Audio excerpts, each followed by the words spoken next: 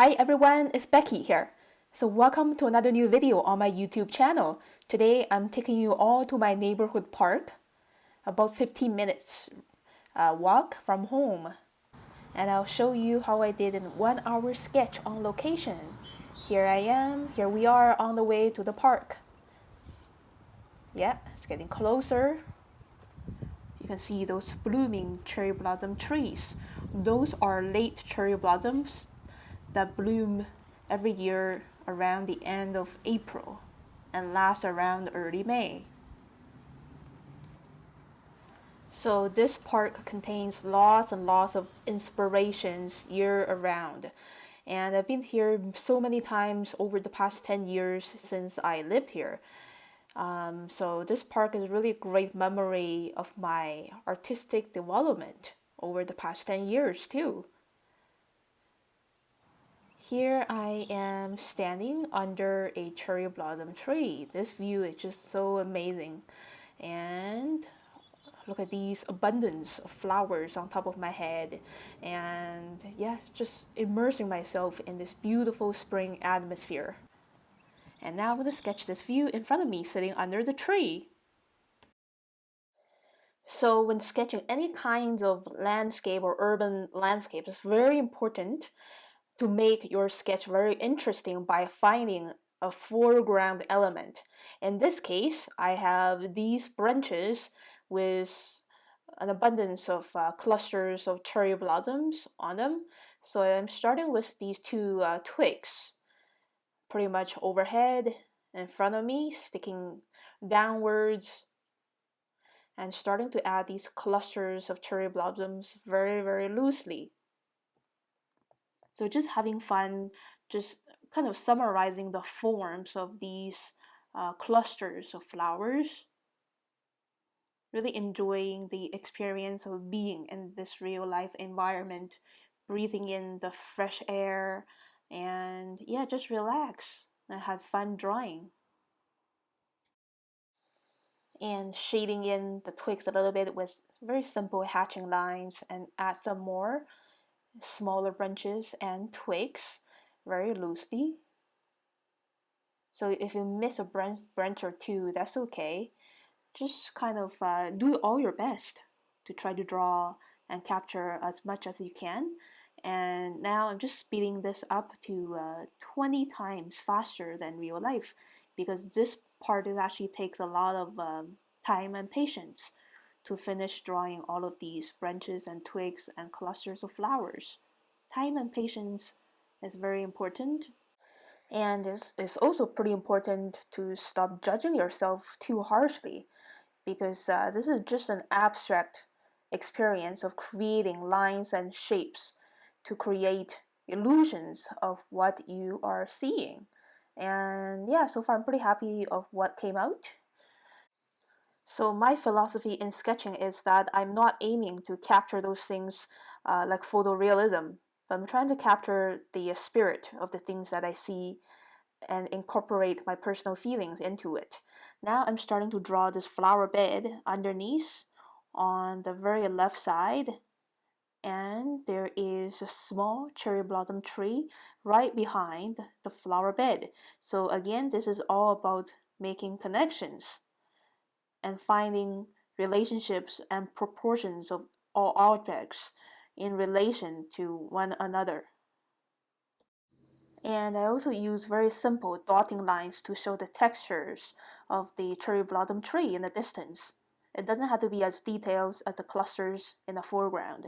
Starting to add these bushes and the rooftops of the houses. So these houses are a little bit foreshortened. Here's another tree in front of these two houses, drawing the base of the houses and the doors and windows and all of those smaller shapes, shading in the windows and the back doors with solid black ink. So the houses look like they have more density. Yeah, so when sketching is not about making line works only, we can shade in some areas with hatching lines or just black ink shapes. And keep connecting the other things. There's actually another house here, pretty much foreshortened. That's why these three houses, they look very close together. Here's another house, the side view. The top is kind of like a trapezoid shape for the rooftop, and overlappings of shapes. Drawing very, very quickly because I'm not thinking about drawing a house. I'm just focusing on the seeing of simple shapes and lines. Starting to add the contour of the evergreen tree behind. So again, making connections and comparing the proportions. Yeah, some more pointy evergreen trees behind. And here is one deciduous tree beside this house on the right. Started with those main branches and then connecting them, joining them with the trunk underneath. Here's another one. They're like twins. Yeah. And in between the trees, there's more little bushes. Yeah, and just use very abstract lines to show the forms of those trees and bushes rather than thinking, oh, I'm drawing a tree, I'm drawing a bush, I need to make it look like that. Just relax and follow your seeing. With only a couple lines, you're able to lay out the form of a tree or bush. It's actually much easier than you think. Now I'm starting to draw this pathway or the walkway. There's a little bit of perspective going on. This part in the foreground, it looks thicker. Okay, and starting to add a person walking in the middle. Adding people to our landscape and urban sketches really adds a sense of proportions and make the landscape look much grander with these small human figures. And there's a family walking by in the distance with a kid. Again, human figures can be pretty straightforward to draw. I usually like to start with the head, which is pretty much a circle, and the jacket and the pants in very simple shapes. Starting to draw this willow tree. The trunk is bending with a little bit trunk texture. Very loose little twigs draping down. Yeah, so the willow tree is a very interesting type of tree to study. Very soft and organic, sweeping shape. Yeah, using very gentle pressure to draw those soft draping branches. Add a couple more cherry branches in the very foreground. And there's a little slope over here on the lawn. And the bars connecting all the chains together. So as you can see, these vertical bars connecting the chains together, they look smaller and thinner in the distance and wider in the foreground because of perspective. And just drawing those rings of chains very quickly using small circle shapes. And there's another slope going down to the pond with some wild grass sticking up using very quick, short and long organic lines. And keep adding some last bit of details with soft, gentle little lines. Adding some textures for the lawn. Just a bit here and there, and leave the rest blank for the viewers to imagine. Writing down the title. This is Boundary Park in Surrey. And now I want to add a couple more people in the middle ground. Yeah, because this part's a little empty. Just adding one lady walking her dog very quickly because they moved away in like 3 seconds. So I have to do this kind of from memory. And her friend also holding her dog on a leash right there. Yeah. And that's it. That's pretty much it for the drawing part. It took me 35 minutes. So here, as I showed you before, here's my very simple painting materials, my Etchr watercolor palette, 2 water brushes, and 1 towel to clean the brushes. Now I'm ready to paint watercolors. So as always, when painting a landscape or cityscape, I like to start with the sky area first. This is the negative space behind everything. I just wetted the area first with clear water, and adding this mix of lemon yellow and medium yellow. This is very, very diluted because I could sense the sunshine pushing through the overcast sky with thick clouds. So again, this color is really warms up this landscape sketch and makes it more inviting. So warm colors are actually very important to balance out the cold colors in pretty much any kind of sketch. Now I'm starting to add this mix of ultramarine blue and pink purple or royal purple, and dilute this a little bit too. And also the first layer of yellow wash is also helping to dilute this layer of paint too a little bit more. Yeah, so this is a mix of ultramarine blue and pink purple. Very soft clouds, and also leaving gaps of the yellow underpainting not painted. And blending in a little bit of cerulean blue here and there to give more life to the sky. And just wetting that area on the right too, because behind those trees are actually small gaps of sky area too. Okay, I think the sky is pretty much done.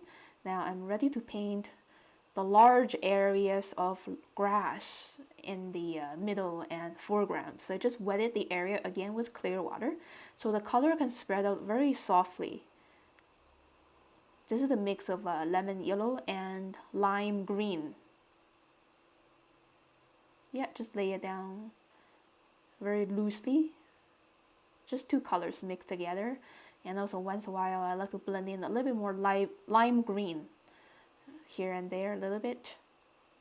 That's the first layer. Now second layer, wet on wet. Some viridian green mixed with a little bit of lemon yellow or yellow ochre. So this wet in wet technique is really important to show the softness of spring grass, and also at the same time giving more contrast to the lawn and also 3-dimension.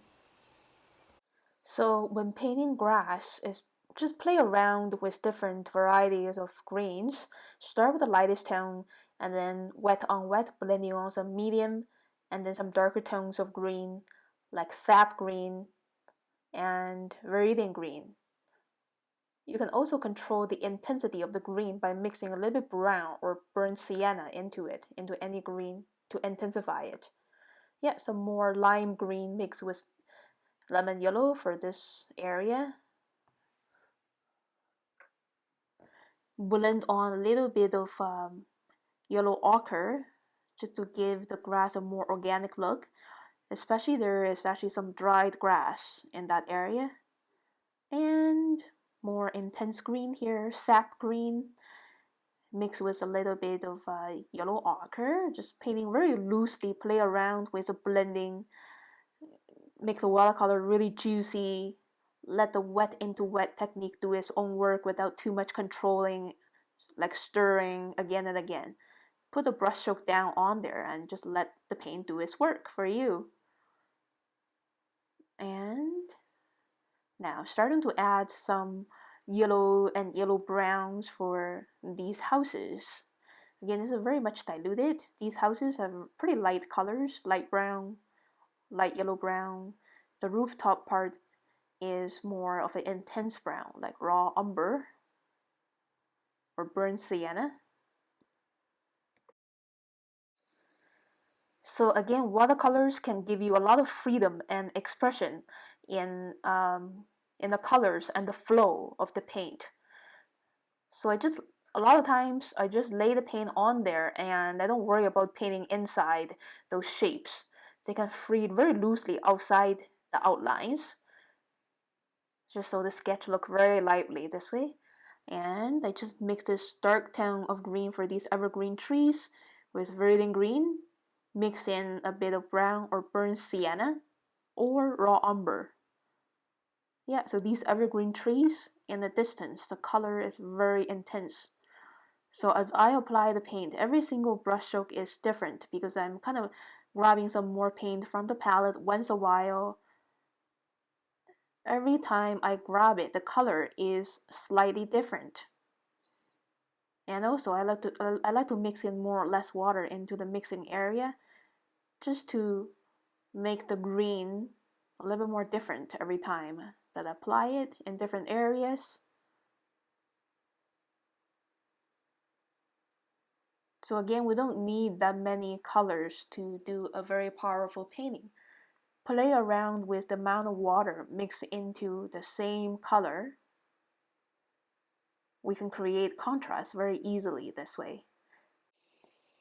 Okay, and now I'm just wetting the walkway area and adding a little bit mix of brown and yellow, the color of the concrete. So kind of this kind of warm yellow brown, very much diluted. Even though it's an overcast day, I could still feel the sunshine on the gray concrete. Same for the concrete flower bed. Okay, now I'm mixing some more vibrant fresh spring green, medium yellow mixed with some lime green for the willow tree. Now it's having fresh thin leaves draping down from the branches and twigs. And yeah, just keep painting. There's no outline for this willow tree. It roughly looks kind of like a green wig. And I just add on some burnt sienna mixed with raw umber for the tree trunk, and also at the same time for the grass, for the wild grass around the bank of the pond. And a little bit more green for these evergreen trees in the distance. So again, brown mixed in with some leftover green. Yeah, it looks very fuzzy in the distance. Now just wetting this cherry tree with clear water, adding on some fresh rose color. So I think in many watercolor paint brands, this color is called quinacridone rose or quinacridone magenta, a big word. And I diluted a little bit so it's not an intense color. Cherry blossoms, mostly the colors are very soft pink. And just using this rosy color for these clusters of blossoms in the foreground right above me. And again, painting should be a very enjoyable experience.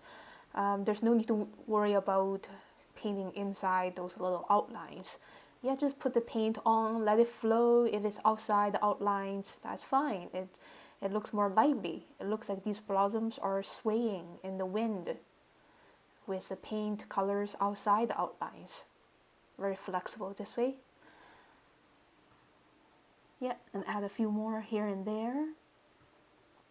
Now I think I need to add more contrast for the little cherry blossom tree on the left side in the distance. So this is kind of like a royal purple mixed with a little bit of blue, like ultramarine blue. So this tree, it looks more three-dimensional. I see a lot of shade areas around the middle part. Yeah, a little bit more intense royal purple with less water and paint pigment. And just leave the upper canopy part with the first layer of bright magenta diluted so it shines. And same for these little clusters. Just adding a bit of this royal purple here and there around the middle part of these clusters.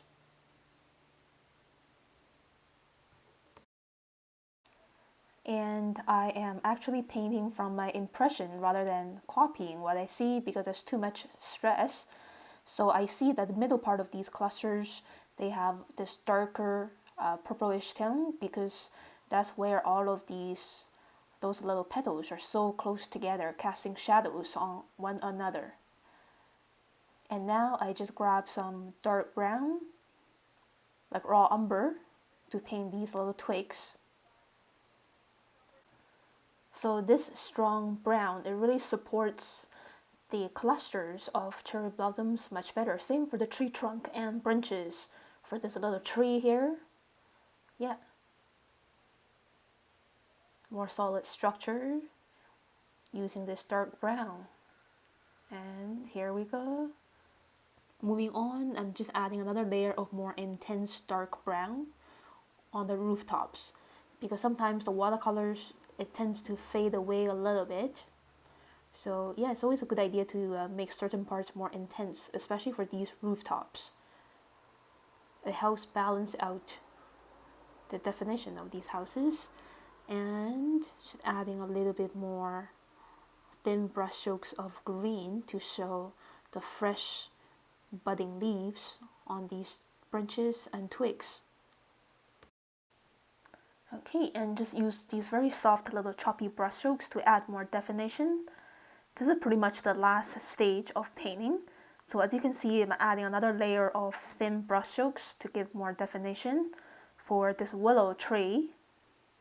And the color I used is lime green. As you can see, I also mix in less water into the lime green, so it stands out better from the first layer. And same for the flower beds, soft greens here and there. Last little polish for the houses, using leftover colors. Those leftover grays are nice shade colors for the houses. And now I just grab some more strong tones of green around the base of these bushes and trees and the houses, because these are like shadows around the edges. And these thin lines of more intense green, it gives more three-dimension to the field, especially underneath the houses. It's pretty effective. And again, a more intense layer of green. It's like reading green mixed with brown or burnt sienna to paint these evergreen trees in the distance. Yeah, they look pretty intense compared to the lawn. So there are a lot of comparisons when we're painting a landscape with a lot of similar colors. As you can see, there are lots of different tones of green in here. You really have to compare the differences in intensity between all of these greens. And again, when we first start, apply the lightest green first, and then gradually build up with medium green and the darker tone of green. Yeah, it's never too late to start adding the darkest tone, but I very rarely start with a very intense color first. Always the lightest tone first. And now I am painting these people's outfits with some leftover colors. So these are done pretty much, from just for play. I don't remember what those people were wearing. Probably a lot of them are wearing black jackets, black pants. And just add a little bit of a dark grayish shade for the walkway. It's an overcast day, and this is the color of the concrete. And last little polish here and there for this tiny little cherry tree. I'm just grabbing some leftover pink purple for the middle part. And some final retouches, like using leftover gray for the areas in between here and there. And here is the look of my finished sketch. It took me 1 hour to finish, from line work to watercolor painting. So thank you so much for watching my video. If you like my video, please click like and leave me a comment below. Subscribe to my channel so you never miss a new video on my YouTube channel. And I'm just gonna walk around the park a little bit more before I head back home, just to appreciate all of these beautiful, soothing colors of pink. And finally, just a quick announcement that I will start teaching another round of beginners drawing and painting class starting this coming Saturday, May the 7th. So if you're a beginner, let's start our journey by drawing the simple everyday objects like fruits, nature objects, food items in the kitchen. Just have fun with these simple practices before moving on to landscapes.